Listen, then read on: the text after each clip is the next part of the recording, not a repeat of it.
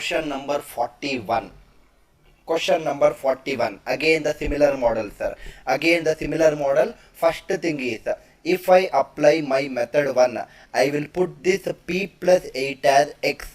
So my question will reduce to x square plus 1 by x square format. That means answer should be of the form k square minus 2, where k square is nothing but a perfect square. That means answer should be definitely of the form k square minus 2. K square minus 2 is nothing but 365. Answer should be of the form k square plus 2 in this case, sir, because you will understand as I complete or as I proceed with the problem, because this will be of the form x minus 1 by x format. If x minus 1 by x is equal to k, then x square plus 1 by x square is k square plus 2. That means answer should be of the form k square plus 2. 361 is a perfect square. 361 plus 2 should be the answer, which is nothing but 363. But another problem with this option is 289 plus 2 is also k square plus 2 format only. 225 is not a perfect square. 225 is a perfect square. 225 plus 2 is also k square plus 2 format. 324 plus 2 is also k square plus 2 format. That means definitely I cannot decide from the answer options in this question. That is the reason you should also know the other methodologies, and that is the reason I am teaching you multiple methods. You should be good enough with multiple methods, sir. Don't always depend upon answer options. Answer options are biggest clues, but sometimes it will also give you hand, right? So please be careful with that. So if I start using method 1, p plus 8 is x, so p will be x minus 8. Substitute here. P square is nothing but x minus 8 whole square. X square plus 64 minus, it is 16x, minus 3 times of x minus 8. It is minus 3x plus 24. Shift this minus 89 on the right hand side to the left hand side, it becomes minus 89. Further simplifying, this becomes x square minus 16x minus 3x is minus 19x, and 64 plus 24 is 88. 88 minus 89 is minus 1. Now I believe that you are very clear, because whenever I know this quadratic equation, observe carefully, the constant is having the negative sign here. Because the constant is having negative sign, it is not x plus 1 by x which I will be getting here, it is x minus 1 by x which I will be getting. Because of this x minus 1 by x itself, I came to know that the x square plus 1 by x square value is k square plus 2. So all the 4 options are satisfying in fact, right? So it is of no use going with answer options. So x minus 1 by x is minus 19 shifted to the right hand side, it becomes plus 19, right? It becomes plus 19. But question they are asking you, they are not asking you x minus 1 by x, they are asking you x square plus 1 by x square. If x minus 1 by x is k, x square plus 1 by x square is k square plus 2. Answer is 361 plus 2. It is nothing but 363. That means you cannot directly decide from answer options in this question. You need to solve it to get the correct answer as option B, which is 363. Now this is one method. I already taught you another method also in my last 2 problems, but let me teach you one more time, sir. The more and more I will keep repeating this method, the more and more you will also get habituated, and you will also feel that these methods are all very easy in the examination hall. So question says p square minus 3p is equal to 89. I can make use of, or I can write this as p square minus 3p minus 89 is equal to 0. In the question what they are asking is p plus 8 whole square plus 1 by p plus 8 whole square, right? 1 by p plus 8 whole square. This is what they are asking you in the question. Now observe carefully, sir.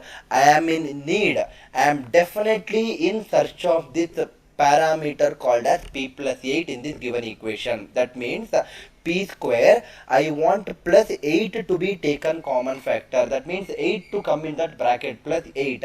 That means I will write it as 8p, because then only from these two terms I can write it as p into p plus 8. But the question, they are not asking you for 8p. In the actual equation it is minus 3p. That means I should subtract from minus 11p. Then only the equation will be balanced. I hope you are understanding, because 8p minus 11p is only minus 3p. And similarly, I want the next two terms also should have p plus 8 inside the bracket. If I take minus common factor and write it as p plus 8, it is minus 11p. Minus 11 into 8 is minus 88. But the equation is not having minus 88. Equation is having minus 89. That means another minus 1 equal to 0. I will write it as it is. I hope you are understanding the logic, sir. Now, same logic from now onwards. You already know that I should divide both sides by p plus 8. If I divide both sides by p plus 8, this p plus 8 will go off, you are left only with p. This p plus 8 will go off, you are left only with minus 11. And this minus 1 divided by p plus 8, I will write it as it is. Right hand side is 0 divided by p plus 8 is 0. Now, think logically, sir. 1 divided by p plus 8, I definitely require it. I definitely require the term called as 1 divided by p plus 8. But I also require another term called as p plus 8. So I will add 8 on the left hand side. If I add 8 on the left hand side, right hand side also I should add 8. And this minus 11, I will shift it to the right hand side. This becomes plus 11. So p plus 8. P plus 8 minus 1 divided by p plus 8. It is nothing but 8 plus 11, which is nothing but 19. So whenever I know the value of p plus 8 plus 1, minus 1 divided by p plus 8 value, if I know it, it is very easy to calculate p plus 8 whole square plus 1 divided by p plus 8 whole square. This is nothing but k square plus 2. Answer is 19 square plus 2. 361 plus 2 is nothing but 363. Apply method 1, apply method 2. Both the methods will give you the same answer. So it is completely your responsibility to decide which method is comfortable for you to apply. I hope the idea is very clear for each and every student who is listening to this class. I have already taught you question number 39, question number 40, question number 41, which all the three problems are of similar ways of problem solving. Question number 42 is also similar way, but I will slightly I will increase the level of difficulty. Very slightly I will increase the level of difficulty in my next questions. But having said that, right now this particular three questions what I solved, I hope this should be very clear for every student who is listening to this class, sir. Next, question number 42. Question number 42. Very good question, sir. Question number 42. Now see here. 42nd question says that if m square minus 12m plus 33 is equal to 0, then find the value of m minus 4 whole power 4. Earlier they were giving, in the last few questions, they were giving m minus 4 whole square plus 1 by m minus 4 whole square. But now the question is m minus 4 whole power 4 plus 1 by m minus 4 whole power 4. Now, very simple once again, sir. Let me also solve this by two methods, method 1 and method 2, for you to master both the methods once again. Now, simple. If I put m minus 4 as x, so then m will become x plus 4, right? M will become x plus 4, and the question will reduce to the form of x power 4 plus 1 by x power 4. X power 4 plus 1 by x power 4, it will reduce to x power 4 plus 1 by x power 4, it will reduce to. Now, we already know, in my previous problems only I told, whether it is x power 2 plus 1 by x power 2, or x power 4 plus 1 by x power 4, or x power 8 plus 1 by x power 8, or x power 16 plus 1 by x power 16, always my answer will be of the form k square minus 2 or k square plus 2. but in this question it will be k square minus 2 itself, because I will anyway prove it in the next few minutes.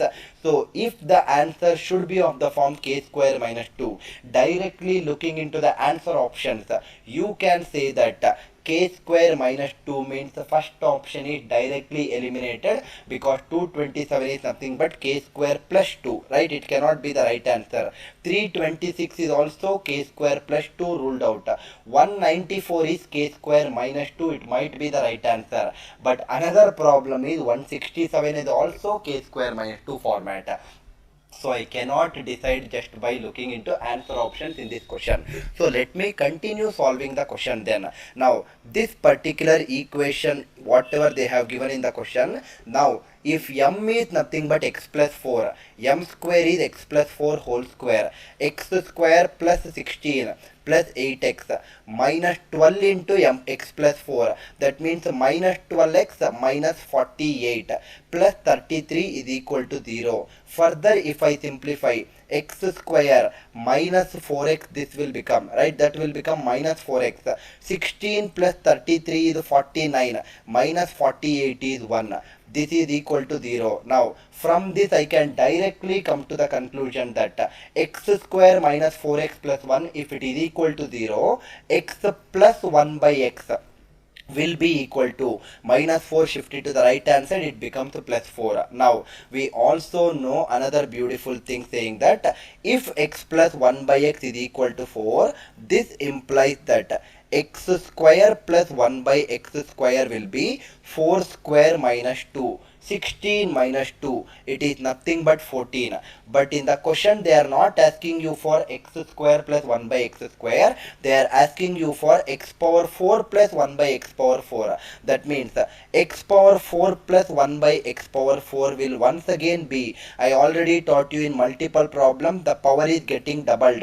If the power is getting doubled, the answer will be k square minus 2. That means your final answer will be 14 square minus 2. 196 minus 2. Answer for this question is 194. It cannot be 167 because we have proved it. Answer for this question is option D, 194. Now this is one of the method to be implemented where m is expressed in terms of x, right? M is expressed in terms of x. Method 2, if you don't want to express m in terms of x, but if you want to keep m in terms of m itself, I already taught you method 2 for the last 3 problems. Same methodology you can implement here also. Now see here, sir. First of all, let me write the equation. M square minus 12m plus 33 equal to 0. M square minus 12m plus 33 is equal to 0. This is what they are asking. The question says m plus, what it is, m minus 4 whole power 4, m minus 4 whole power 4 plus 1 divided by m minus 4 whole power 4 is equal to how much? This is what they are asking. Now same explanation once again. I am in need of this term called as m minus 4. That means m square minus 4m minus 8m plus 32 plus 1 equal to 0. I hope you are understanding. From the first two terms it is m into m minus 4. From the next two terms it is minus 8 into m minus 4 and plus 1. I will write it as it is. So I will divide both sides by m minus 4. This m minus 4 cancels. If I divide, I will left with m. This m minus 4 cancels. I will be left with minus 8 plus 1 divided by m minus 4. Right hand side is 0 divided by m minus 4, 0. Now I need this term called as 1 divided by m minus 4, but I also need another term called as m minus 4. So I will subtract 4 from on the left hand side. I will also subtract 4 on the right hand side also, and simultaneously this minus 8 on the left hand side I will bring it to the right hand side. So finally this becomes m minus 4 plus 1 divided by m minus 4. This is equal to minus 8 becomes plus 8 on the right hand side. 8 minus 4, it is 4. Now this is what I have it when the power is nothing but 1. But if the power has to become 2, I will write directly here itself, sir. If the power has to become 2, that means m minus 4 whole square plus 1 by m minus 4 whole square, answer will be 4 square minus 2. 16 minus 2, it will be 14. But the power is not 2 also. According to the question, the power should become 4. That means if I want to get this power as 4, then the final answer should be, this should be of the form k square minus 2 once again. 14 square minus 2, which is 196 minus 2, which is nothing but 194. Sir, I am repeating once again, method 1 should be applied if you are comfortable in method 1, or you should apply method 2 if you feel that method 2 itself is comfortable for you.